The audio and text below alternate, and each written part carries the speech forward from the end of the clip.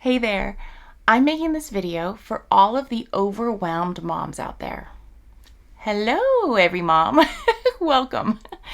So I know I joke, and those of you that might not be moms that stumbled across this, you might think, oh crap, here we go again. Moms talking about being overwhelmed. But it's a fact of life. Before I was a mom, I worked like crazy. I got my MBA. I was constantly busy, yet I still was able to manage it all because I didn't have multiple other people that relied on me for their existence. And I didn't have all those other pressures in life. So it's crazy. You might think that, yeah, I'm going to rock it when I become a mom. But those of us, hello, my friends, that have done it, it's crazy. But you don't have to deal with the overwhelm all the time. There's a way that you can motivate yourself to fight that overwhelm, and I like to recommend doing it at least on a weekly basis. If you have to, do it on a daily basis if it's got bad enough. And I will tell you, for me recently, I've had to do it on a daily basis. Things are always busy. We went through a lot of tragedy and trauma in our lives the last several years, lost our house in a fire, we're living in trailers. So there was like a lot of overwhelm just built into the system, so to speak. But lately, we've had a lot of other things coming up. We're in the process of trying to build a home. We have kids going to college, and it's been overwhelming. And I was surprised. I knew I was stressed, but I fell back into bad habits of just pushing through, saying, I'm overwhelmed, but it'll be better tomorrow. It'll be better next week. Well, let me tell you, it didn't get better. And I kept pushing myself forward, which I totally know better. So, hello, we all do it, and I'm a health coach.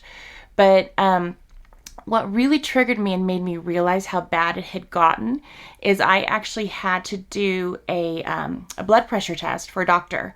And my blood pressure was the highest that it's ever been. Like, to the point that she says, if it goes up a little higher, you need to go to a specialist on this. And hello, that got my attention.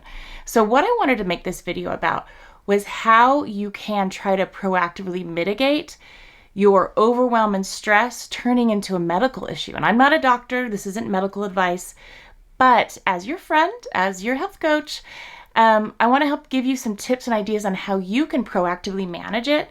And as I said, do it weekly, Sundays, Fridays, whatever it is, check in with yourself and really, really make a push for it. And the reasoning behind this, and the biggest problem with overwhelm, is if you're super busy, and sometimes it's easy to you wear your badge of like, oh, I'm so overwhelmed, I'm so busy, but that becomes a medical issue like I mentioned. And how that happens is your stress, there's two different phases of stress. One is acute stress, and the other, and it's not so cute, acute stress, and the other is chronic stress. Acute stress is that standard flight or fight reaction you get. It's natural. It's like, our caveman friends were like, crap, I'm getting chased by a tiger.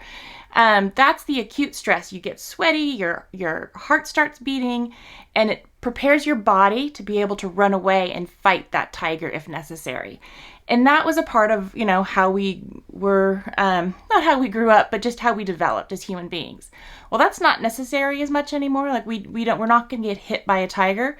However, we still have those stress responses to things that happen to us on a daily basis. But the thing is, you want to be able to mitigate those right away and handle those. And actually the acute stress, if you don't handle it within about 10 minutes, it starts to trigger stress hormones, cortisol, and other evil things going on in your body that can trigger weight gain, inflammation, and other things in your body. So anytime you feel stress, if you can, take a deep breath, a good breathing, and I wasn't planning on going into this, but let me do it. A great breathing exercise you can do. So if you're driving along and you're like, oh crap, I forgot to do this, and you feel your heart start to pump, and you feel your heart rate going up and your pulse going on a little bit, is what you want to do is just calm your mind, and don't close your eyes if you're driving. If you're at home and this happens, and you could safely do it.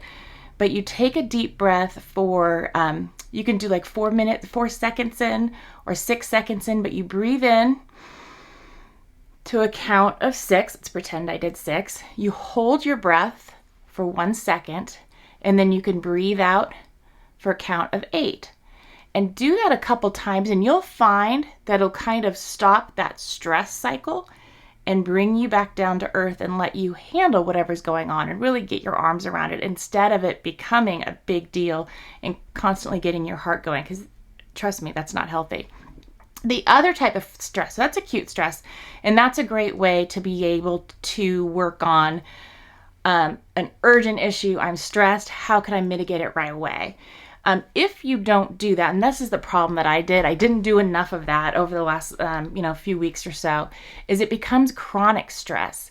And that's when your body is constantly producing cortisol as a reaction to those stress incidences that you're coming across. And you haven't, I keep saying the word mitigate, you haven't mitigated, you haven't stopped it, you haven't addressed it. And your body keeps going, wow, this person's really in trouble.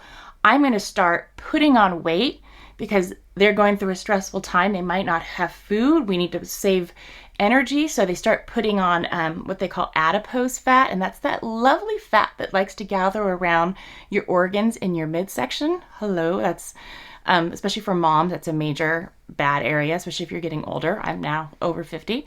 But that builds up. Then you have inflammation issues that could start to trigger disease. Blood pressure increases, and there's a long litany and a long list of things that really are driven to chronic stress. And all of this is triggered by overwhelm and anxiety. And, it could be just some short-term issues, but if it's not addressed, then it could become a problem. So what I want to do, and I'm going to have a workbook that you can get a copy of, and I'll tell you how within the comments. But if you'd like to start working on some of those ways that you can mitigate the overwhelm and start to damp it down a little bit before it becomes chronic stress and a big issue, and allow you to have better control over those stress responses, what I like to do, and you'll find this in the workbook that I mentioned, is you start by brainstorming. So as I mentioned, I traditionally, I didn't do it the last couple of weeks, I like to do it every week. Sit down on a Friday evening when I close down the books for the week, or on Sunday, over a cup of coffee when I'm relaxing in the morning.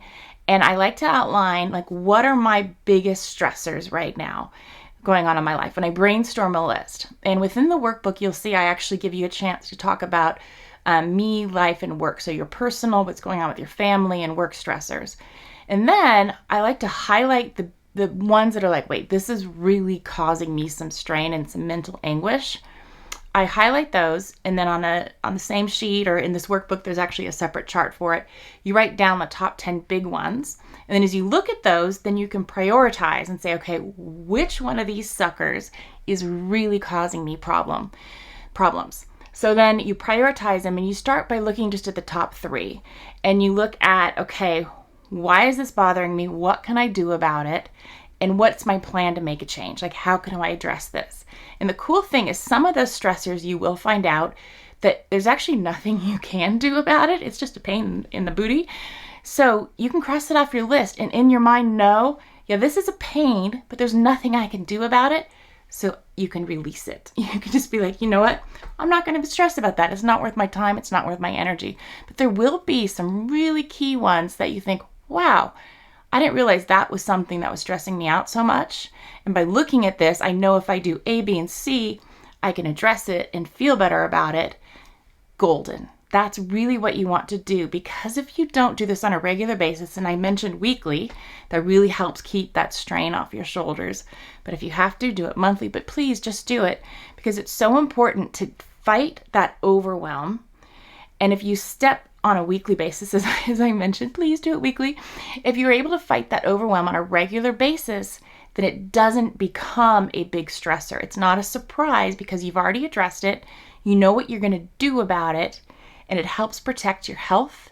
It protects your heart. It protects your well-being. And at the end of the day, it helps make you a happier person. It helps make you a happier mom. And it just gives you a better life to have that kind of control over that overwhelm in life. And just imagine waking up on a Monday morning, knowing that, okay, there's these stressors that are out there. I know what I'm going to do about it, and I'm just going to go about my day. I have my plan. I'm set, and I know what I'm going to do with these overwhelm or these stressors.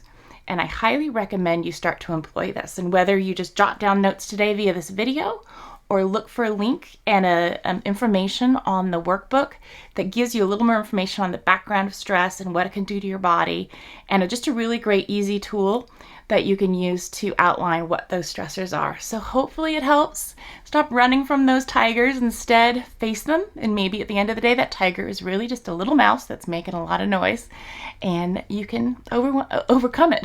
Don't overwhelm it, overcome it. Take care and have a good day. Thanks so much for watching. So glad to have you here. If you'd like to subscribe, click my photo on the left. You can click on the right for more videos, or down below you can get some free downloads and other links. Have a great day.